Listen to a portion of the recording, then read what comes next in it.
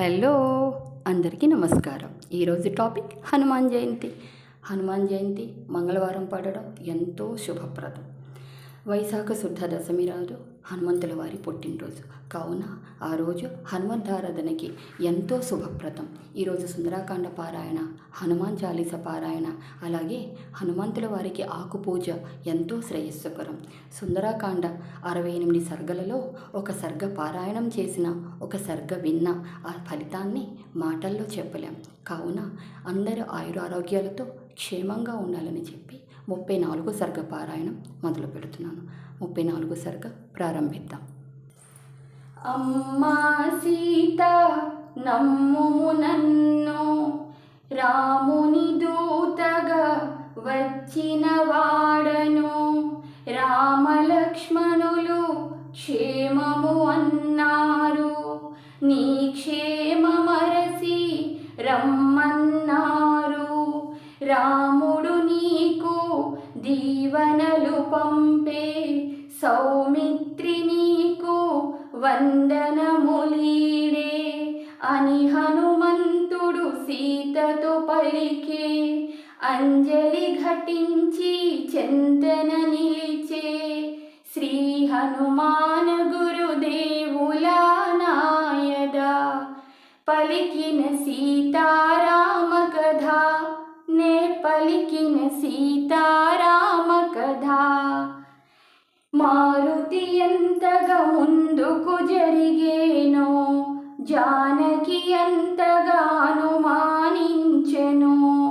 రావణాసురుడే ఈ వానరుడని, కామరూపుడై వచ్చి ఉండునని, ఆశ్రమమున వంటి కనునాతనను వంచిన సన్యాసి ఇతడే అని, తలవాల్చుకుని భయకంపితై కటిక నేలపై జానకి తూలే. శ్రీ హనుమాన గురుదేవుల నాయదా పలికిన సీతారామ కథ, నే పలికిన సీతారామ కథ. తల్లి నీవు ఇటు సోకింపకము, చూతువుగా రావణ పాప ఫలము. శ్రీ రఘురాముని అగ్నిబాణములు, చూతువుగా రావణ దుర్మరణము. ముందుగా నీ జాడ తెలియగా, వచ్చిన వాడను రాముని బంటుగా అని హనుమంతుడు సీతతో పలికే.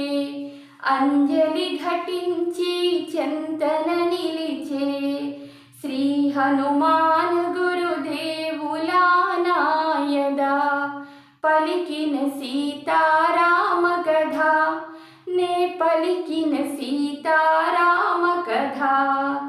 వానర రాజు సుగ్రీవుని మంత్రిని, నను బిలుతురు హనుమంతుడినని. రామ సుగ్రీవులు మిత్రులు అయినారు, నీ జాడ తెలియా వేచి ఉన్నారు. రామలక్ష్మణులు వానర రాజుతో, లంక చేరదురు వానర కోటితో అని హనుమంతుడు సీతతో పలికే. అంజలి ఘటించి చెంతన నిలిచే, శ్రీ హనుమాన గురుదేవుల నాయదా పలికిన సీతారామ కథ, నే పలికిన సీతారామ కథ. సీతారాం సమేత హనుమాన్ సుందరకాండ 34వ సర్గ సమాప్తం. సుందరకాండల్లో మొత్తం 68 సర్గల్లో ఒక్కొక్క సర్గకి ఒక్కొక్క ప్రత్యేకత ఉంది. ఒక్కొక్క సమస్యకి ఒక్కొక్క సర్గ పారాయణం చేసినా ఖచ్చితంగా ఆ సమస్య అయితే తీరుతుంది.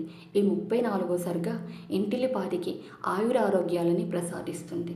కాబట్టి ఈ 34వ సర్గ అందరూ పారాయణం చేసి అందరూ విని తరిద్దామని ఆశిస్తూ మరో వ్లాగ్తో మళ్ళీ కలుద్దాం. రామ లక్ష్మణ జానకి జై బోలో హనుమానకి, జై శ్రీరామ్.